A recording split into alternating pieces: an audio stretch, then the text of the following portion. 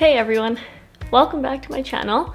For those of you who don't know me, my name is Privia. I'm a third-year medical student at the University of British Columbia, and I'm currently in clerkship. Welcome to my living room. First things first, let's get a little bit comfier. Okay, that's better.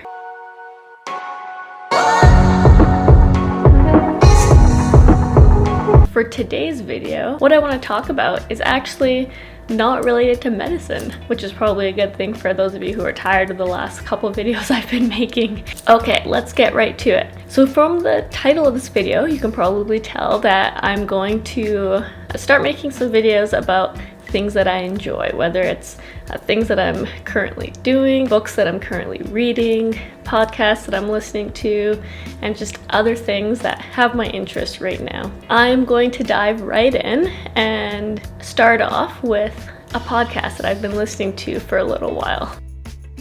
It's called HBR After Hours, and it's one of the Harvard Business Review podcasts. And the reason why I listen to this is because I feel like my entire life is consumed by medicine, whether or not I'm at the hospital or studying previously when I was in pre-clerkship.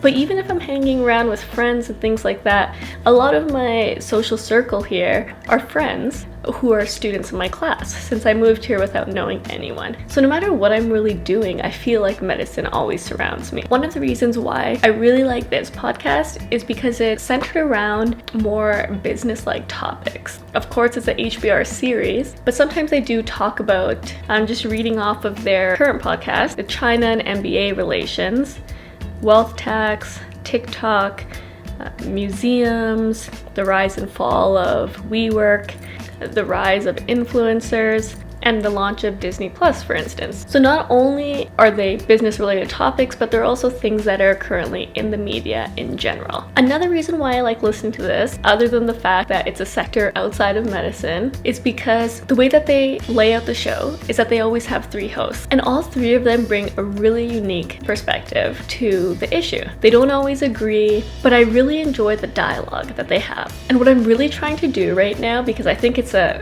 very important skill in medicine, is learning how to communicate better with different people, especially when I have a different opinion than them. So I'm trying to get into the habit of listening to not necessarily debate, but podcasts or TV shows, YouTube videos where people with different opinions are talking to each other and talking about an important issue. So that's one of the reasons why I like this. They are very professional, they seem like they have a great friendship, but they're still able to maintain that while sometimes very strongly disagreeing with each other. So a part of it is also listening, just to see another take on how professionals in the workplace interact. I think a lot of times people take what they can from the surface of different things that they consume, whether it's types of media, TV shows, even watching sports.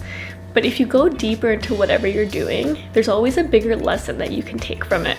Of course, the topic that you're listening to or the sports that you're watching, but if you keep watching a little bit closer, if you notice the interactions that people have with each other, whether it's a coach talking to his teammate or the captain of the women's soccer team, for instance, how she went around in the media and navigated that entire situation, whether it's a football player who's standing up for what he believes in. Those are all things that usually we don't notice until it's brought up in the media, but there's small things you can notice between the interactions of people where you get to learn more about their character. One suggestion I have, actually, as a little aside from what I'm talking about right now, is to try to pay closer attention to whatever you're consuming. You can always take something more from it. And that's one of the reasons why I like listening to this specific podcast. My last reason for now for listening to this podcast is that they end every single episode with what the hosts are currently interested in, which is essentially the inspiration behind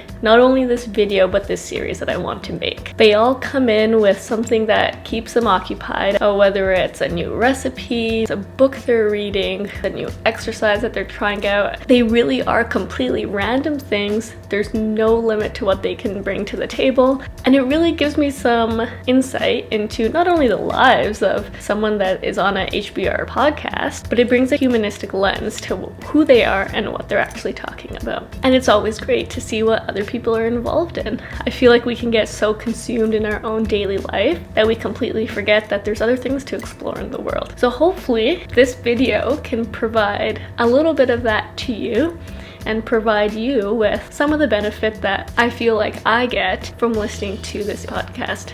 The second thing I want to talk about is a book that I finished last month. It's called Mountains Beyond Mountains, written by Tracy Kidder. So this book is actually centered around a physician, Dr. Paul Farmer, and he's an American who did his training in the States, but he travels to Haiti for a nonprofit that he was working with. One of the things that I don't particularly enjoy doing is reading books about medicine because, as I just mentioned, my life is so consumed by it. So I usually like to read fiction because it just takes my mind off of medicine and I can basically pretend like I'm living another life. And the other books that I read are nonfiction books, things that really interest me, help me become a better person. Those so-called self-help books, as much as I hate to use that term, I don't look at it as self-help, I look at it as growing as a person. So just a tip there, it's always about your own perspective. You can turn anything into whatever you want it to be. Okay, so back to the book, Mountains Beyond Mountains. The reason why I actually read this is because it was on the reading list for an MBA program out of the States. And because I guess it kind of seems that I'm only into business books, but I'm just really trying to keep myself as well-rounded as possible and read things that aren't in my everyday life. So at the time, I actually didn't know it was a book about a doctor until I started picking it up, but I thought, why not? Might as well give it a try. So the book is about this physician, and he started a nonprofit out in Haiti, and it ended up being fairly successful. I won't go into the details of it, but it goes through part of his life story in terms of what he did over there and the organization, and it really teaches you about the infinite potential of each and every one of us. It showed me that there's no task that's too big for one single person, and in that sense, I did take a lot from the book. So although it was a little bit slow for my liking, I did find that it was very interesting. So that was one part of it. The other thing I liked though was that the book really covered all aspects of what this physician went through. Not only the positives and all of the good things that came from his work, but it talked about the negatives as well, and the impact that having these big dreams and working hard for a goal, basically the impact that all of that can have on somebody's life. So I really liked that it wasn't just a one-sided view of what this physician, Dr. Farmer, did, but it really gave a good perspective of the entire impact that his project had, not only on the people in Haiti, but also the people in Dr. Farmer's life. I guess by the title, Mountains Beyond Mountains, you would have some insight into what it's about and just the problems that arise from solving problems. The more you do, the more issues that essentially come up. So if you're looking for some sort of book to read, or if you're not in medicine and want to dive a little bit into the medical aspect of things, then feel free to give that book a try as well. All right, and now to the third and final thing that I wanted to talk about today, which is sort of a goal that I made for myself. And that goal is to challenge myself as much as possible. And I know what a vague goal that is. Everyone wants to challenge themselves, but I really feel like I feel the most productive and I feel the most content in my own life when I'm pushing myself. So what I started doing was I started swimming.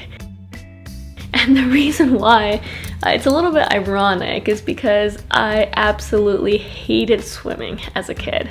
I mean, hopefully I can save my life right now if I were to drown. I can float, I can do the doggy paddle, or I guess maybe tread water is what adults call it. I can do a little front crawl, but I found it so difficult to get through my swimming lessons as a kid. I think I failed level 5 swimming probably 3 or 4 times. I took a few years off, and then basically my mom forced me to go back into swimming, and I think in the end I basically just quit. And if I remember correctly, I think I was essentially crying at home as a probably 10 or 11-year-old because I didn't want to go swimming.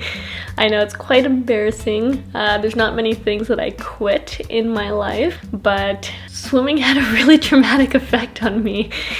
I guess I just didn't like the feeling of being underwater, and it was suffocating to me. And because I never really learned how to do it properly, I never became good at it. And when I'm not good at things, I just don't enjoy it. So that's my little sob story about swimming. Essentially, I thought it would be good to challenge myself to get back into swimming, or I should say learn how to swim properly.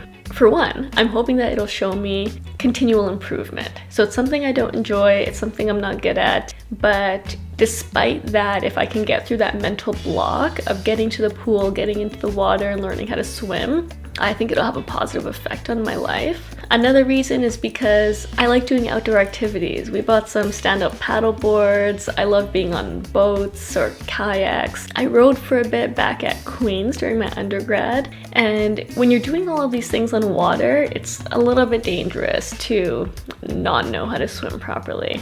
So there's obviously a practical aspect of learning how to swim as well. And then finally, one thing that I'm not very good at is my cardio. I can sit in the gym, I can lift weights for hours, but I just really hate cardio. So although I've been trying to run recently, I don't particularly enjoy running in the cold. So another way to build up my cardio is by swimming. So I've heard. I mean, if all those people were lying to me, I'm gonna be very angry. But all jokes aside, a portion of it is to build up my cardio as well. And then the added benefit to all of this is that at the pool, there's saunas, a steam room, and then a hot tub as well. So after all of that exercising that I do, it's pretty nice to just relax in the hot tub after.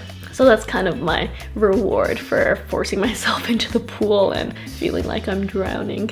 I'm guessing that a lot of people know how to swim, but if you can take anything from this, it's to challenge yourself with whatever it is. Whether you've been wanting to run more, swim in my case, whether you've been eyeing the squat rack at the gym but are too afraid to give it a try, whatever it is, just pick it up and try doing it. For me, that is swimming currently. All right, that is the end of my recommendations, or I should say priv'spicks, which is what I'm going to be calling the series. And if you don't find it interesting at all, then you can skip over these videos when you see them pop up. But otherwise, that's a little bit of insight into what's been keeping me occupied in November. All right, I hope you enjoyed it. And as always, I'll see you in the next one.